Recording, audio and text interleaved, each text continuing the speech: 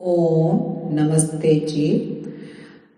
महाभारत की इस कक्षा में हम द्रोण पर्व के छठे अध्याय का स्वाध्याय कर रहे हैं। पिछली कक्षा में हमने देखा था कि द्रोणाचार्य ने जिस चक्रव्यूह का निर्माण किया था, अभिमन्यु कैसे उसमें घुस जाते हैं और किस तरह कौरव सेना का मुकाबला करते हैं। दुशासन को अपने तीखे पहने वानों से उसको गिरा देते हैं, वो मूर्छित हो जाते हैं और किस तरह वो कर्ण के भाई का मस्तक काट डालते हैं। तो आज हम इस कक्षा में देखेंगे कि अभिमन्यु किस तरह मुकाबला करते हैं कौरव सेना के साथ और द्रोणाचार्य किस तरह ये सब मिलकर अभिमन्यु का वध कर डालते हैं। आज इसको इस कक्षा में जानते हैं। तो धृतराष्ट्र ने पूछा, संजय, जिस समय अभिमन्यु 3 वर्ष की अवस्था वाले उत्तम घोड़ों के द्वारा मेरी सेनाओं में प्रवेश कर रहा था, उस समय युधिष्ठिर की सेना से क्या कोई बलवान वीर उसके पीछे पीछे व्यूह के भीतर घुस सका था? संजय बोला, राजन, युधिष्ठिर, भीमसेन, शिखंडी, सात्यकी, नकुल, सहदेव, धृष्टद्युम्न, विराट और मत्स्य देशीय योद्धा ये सभी युद्ध भूमि में आगे बढ़े। अभिमन्यु के ताऊ, चाचा और मामा गण अपनी सेना को व्यूह द्वारा संगठित करके प्रहार करने के लिए उद्यत हो अभिमन्यु की रक्षा के लिए उसी के बनाए मार्ग से व्यूह में प्रविष्ट होने के लिए एक साथ दौड़ पड़े। उन शूरवीरों को आक्रमण करते देख आपके सैनिक भाग खड़े हुए, परंतु आपका जामाता तेजस्वी जयद्रथ उन्हें स्थिरता पूर्वक स्थापित करने की इच्छा से वहां दौड़ा हुआ आया। जयद्रथ ने अकेले ही अपने अस्त्रों के तेज से क्रोध में भरे हुए पांडवों को रोक लिया। उसके इस पराक्रम का सभी वीर प्रशंसा करने लगे। सुभद्रा कुमार अभिमन्यु ने पहले गजारोहियों सहित बहुत से गजराजों को मारकर चक्रव्यूह में प्रविष्ट होने के लिए पांडवों के लिए जो मार्ग दिखाया था उसे जयद्रथ ने बंद कर दिया। आपको जो शत्रु द्रोणाचार्य के व्यूह को तोड़ने का प्रयत्न करता, उसी श्रेष्ठ वीर के पास पहुंचकर जयद्रथ उसे रोक देता था। उधर सत्य प्रतिज्ञ, दुर्धर्ष और तेजस्वी वीर अभिमन्यु ने आपकी सेना में घुसकर ऐसा तहलका मचा दिया जैसे बड़ा भारी मगर समुद्र में हलचल पैदा कर देता है। युद्ध से ना भागने वाले और जो कोई शूरवीर उस समय अभिमन्यु के पास गए वे फिर नहीं लौटे। जैसे समुद्र में मिली हुई नदियां फिर वहां से नहीं लौट पाती। इसी समय मध्यराज का शूरवीर पुत्र रुकमर्थ आकर आपकी डरी हुई सेना को आश्वासन देता हुआ निर्भय होकर बोला, शूरवीरों, तुम्हें डरने की कोई आवश्यकता नहीं। ये अभिमन्यु मेरे रहते कुछ भी नहीं है। मैं अभी इसे जीते जी पकड़ दूंगा, इसमें संशय नहीं है। ऐसा कहकर महापराक्रमी रुकमर्थ सुंदर सुसज्जित तेजस्वी रथ पर आरूढ़ हो सुभद्रा कुमार अभिमन्यु की ओर दौड़ा। उसने अभिमन्यु की छाती में 3 बाण मारकर सिंहनाद किया। फिर 3 बाण दाहिनी और 3 तीखे बाण बाई भुजा में मारे।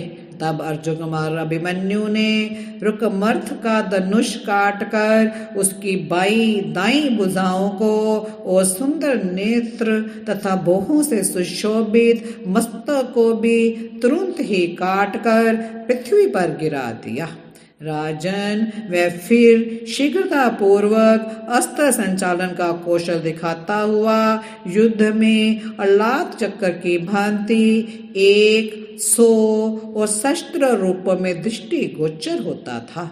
महाराज, शत्रु को संताप देने वाले अभिमन्यु ने रथचर्या और अस्त्रों की माया से मोहित करके राजाओं के शरीरों के 100 टुकड़े कर दिए। राजन, उस युद्ध स्थल में उसके पहने बाणों से प्रेरित हुए प्राणधारियों के शरीर तो पृथ्वी पर गिर पड़े, परंतु प्राण परलोक में जा पहुंचे। अर्जुन पुत्र अभिमन्यु ने अपने तीखे तीरों द्वारा उनके धनुष, घोड़े, सारथी, ध्वज, अंगद युक्त बाहु और मस्तक भी काट डाले। रथियों, हाथियों, घोड़ों और पैदल सभी को अभिमन्यु रूपी समुद्र में डूबते देख अमर्ष से भरे हुए दुर्योधन ने शीघ्र ही उस पर आक्रमण किया। उन दोनों में एक क्षण तक अधूरा सा युद्ध हुआ। इतने में ही आपका पुत्र दुर्योधन सैकड़ों बाणों से आहत होकर वहां से भाग गया।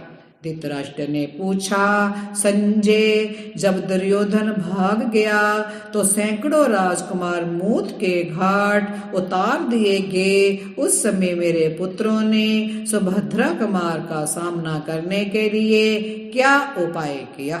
संजय बोले, महाराज, आपके सभी सैनिकों के मुंह सूख गए थे, आंखें भय से चंचल हो रही थी, सारे अंग पसीने पसीने हो रहे थे, रोंगटे खड़े हो गए थे। वे भागने में ही उत्साह दिखा रहे थे।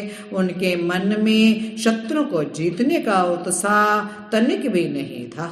वे युद्ध में मारे गए भाइयों, पितरों, पुत्रों, सहृदों, संबंधियों और बंधु बांधवों को छोड़कर अपने घोड़ों और हाथियों को उतावली के साथ हाँकते हुए भाग रहे थे। उस समय सुख में पला हुआ धनुर्वेद का ज्ञाता एकमात्र महातेजस्वी लक्ष्मण अपने बाल स्वभाव और अभिमान के कारण निर्भय हो अभिमन्यु के सामने आया। अत्यंत सुख में पला हुआ वह वीर लक्ष्मण कुबेर के पुत्र के समान जान पड़ता था। जैसे मतवाला हाथी किसी मदोन्मत्त गजराज में भिड़ जाए, वैसे ही अभिमन्यु ने लक्ष्मण पर आक्रमण किया। लक्ष्मण से भिड़ जाने पर शत्रु वीरों का संहार करने वाले आपके पुत्र सुभद्रा कुमार अभिमन्यु ने आपके दूसरे पुत्र लक्ष्मण से कहा, लक्ष्मण, इस संसार को अच्छी प्रकार देख लो, अब तुम शीघ्र ही परलोक की यात्रा करोगे। इन बंधु बांधवों के देखते देखते मैं तुम्हें यमलोक पठा दूंगा। ऐसा कहकर शत्रु वीरों का संहार करने वाले महाबाहु अभिमन्यु ने कैंचुली से निकले हुए सर्प के समान एक भल्ल को तर्कस से निकाला। अभिमन्यु के हाथ से छूटे हुए उस भल्ल ने लक्ष्मण के देखने में सुंदर सुघड़ नासिका, मनोहर भौं, सुंदर के शांत भाग और रुचिकर कुंडलों से युक्त मस्तक को धड़ से अलग कर दिया। अपने प्रिय वर लक्ष्मण के बारे में सुनकर क्षत्रिय शिरोमणि दुर्योधन कुपित हो उठा और समस्त क्षत्रियों से बोला, ओहो, इस अभिमन्यु को मार डालो। तब आचार्य द्रोणाचार्य, कृपाचार्य और कर्ण, अश्वत्थामा, बृहदल और हार्दिक पुत्र कृतवर्मा, इन 6 महारथियों ने अभिमन्यु को घेर लिया। परंतु शत्रु वीरों का संहार करने वाले सुभद्रा पुत्र अभिमन्यु ने संपूर्ण विद्याओं में प्रवीण उन सभी महाधनुर्धरों का युद्ध भूमि में अपने बाणों द्वारा स्तब्ध कर दिया। फिर बलवान अभिमन्यु ने कुरुकुल की कीर्ति बढ़ाने वाले वीर विंदारक को अपने आपके वीर पुत्रों के देखते देखते मार डाला। तब कौशलराज बृहदल ने एक बाण द्वारा अभिमन्यु की छाती में चोट पहुंचाई। ये देखकर अभिमन्यु ने उसके चारों घोड़ों, ध्वज और सारथी को भी पृथ्वी पर मार गिराया। रथहीन होने पर कौशल नरेश ने हाथ में ढाल तथा तलवार ले ली और अभिमन्यु के शरीर से उसके कुंडल युक्त मस्तक को काट डालने का विचार किया। इसी बीच में अभिमन्यु ने एक बाण द्वारा कौशल नरेश राजपुत्र बृहदबल के हृदय में गहरा आघात किया। इससे उसका वक्ष स्थल विदीर्ण हो गया और वह भूमि पर गिर पड़ा। इस प्रकार बृहदल का वध करके महाधनुधर अभिमन्यु आपके योद्धाओं को अपने बाण रूपी जल की वर्षा से स्तब्ध करता हुआ रण क्षेत्र में विचरने लगा।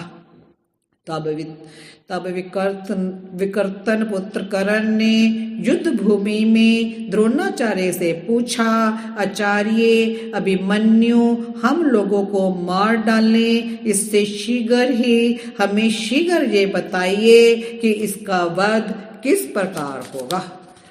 ये सुनकर द्रोणाचार्य ठहाका मारकर हंसते हुए से धीरे धीरे कर्ण से इस प्रकार बोले, कर्ण अभिमन्यु का कवच अभेद्य है और ये तरुण वीर शीघ्रता पूर्वक पराक्रम प्रकट करने वाला है।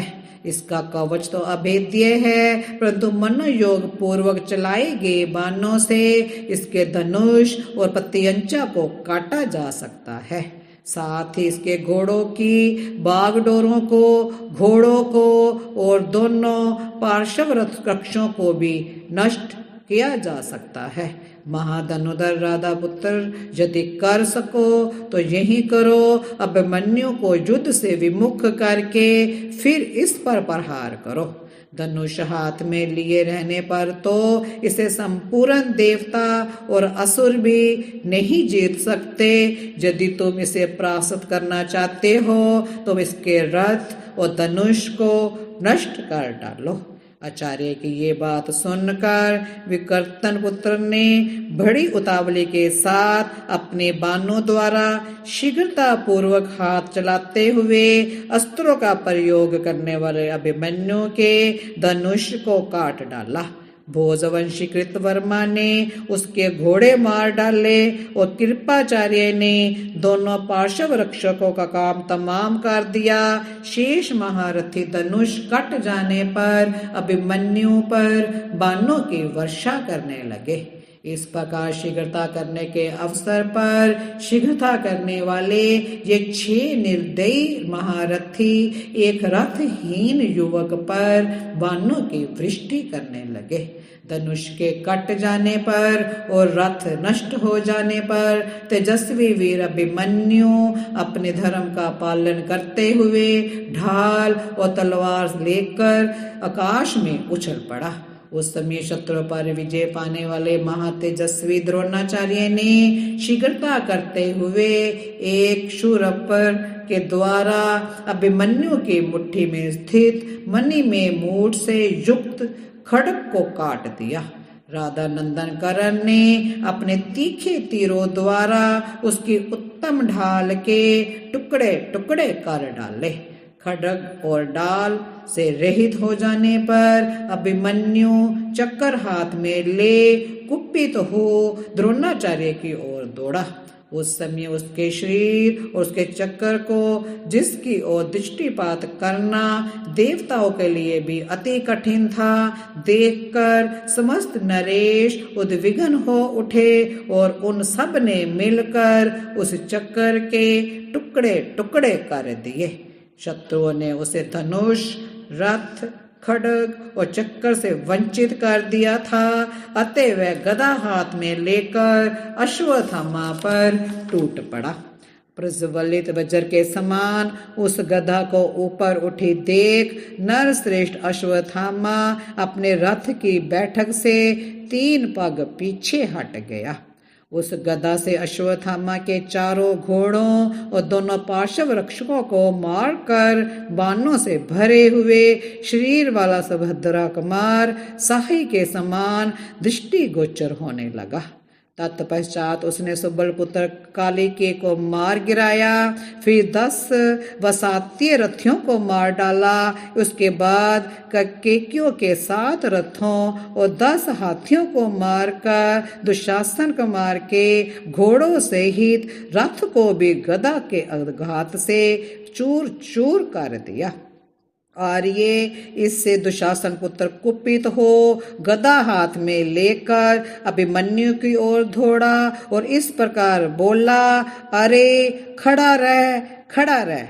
चचेरे भाई होकर भी वे दोनों वीर एक दूसरे के शत्रु थे, अतः वे गदा हाथ में लेकर एक दूसरे का काम तमाम करने की इच्छा से परस्पर प्रहार करने लगे। ठीक वैसे ही जैसे पूर्व काल में शिव और अंधकासुर परस्पर गदा का आघात करते थे। वे दोनों वीर गदा के अग्र भाग से एक दूसरे को चोट पहुंचाकर पृथ्वी पर गिर पड़े। तत्पश्चात कुरुकुल की कीर्ति बढ़ाने वाले दुशासन पुत्र ने पहले उठते हुए सुभद्रा कुमार के मस्तक पर गदा का प्रहार किया। गदा के उस महान वेग और परिश्रम से मूर्छित होकर शत्रु वीरों का संहारक अभिमन्यु पृथ्वी पर गिर पड़ा।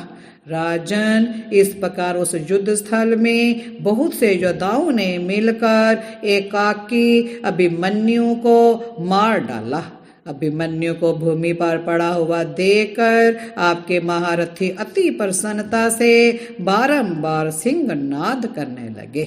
नरेश्वर, आपके पुत्र तो अभिमन्यु की मृत्यु से अत्यंत हर्षित हुए, परंतु पांडव वीरों के नेत्रों से आंसू बहने लगे। सुभद्रा कुमार के धाराशायी हो जाने पर अपनी सेना में भगदड़ मची देख अजात शत्रु युधिष्ठिर ने अपने पक्ष के उन वीरों से ये वचन कहा, युद्ध में पीठ ना दिखाने वाला शूरवीर अभिमन्यु मारा जाकर निश्चय ही स्वर्ग लोक में गया है। तुम सब लोग धैर्य धारण करो, भयभीत मत होवो। हम लोग युद्ध भूमि में शत्रु को अवश्य जीतेंगे। महातेजस्वी परम कांतिमान और योद्धाओं में श्रेष्ठ धर्मराज युधिष्ठिर ने अपने दुखी सैनिकों से इस प्रकार कहकर उनका दुख निवारण किया। राजन, हम लोग शत्रुओं के उस प्रमुख वीर का वध करके उनके बाणों से पीड़ित हो संध्या के समय शिविर में विश्राम के लिए चले आए। उस समय हम लोगों के शरीर रक्त से भीग गए थे।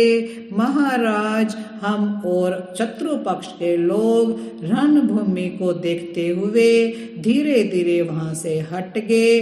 पांडव पक्ष के लोग अत्यंत शोकग्रस्त हो अचेत हो रहे थे।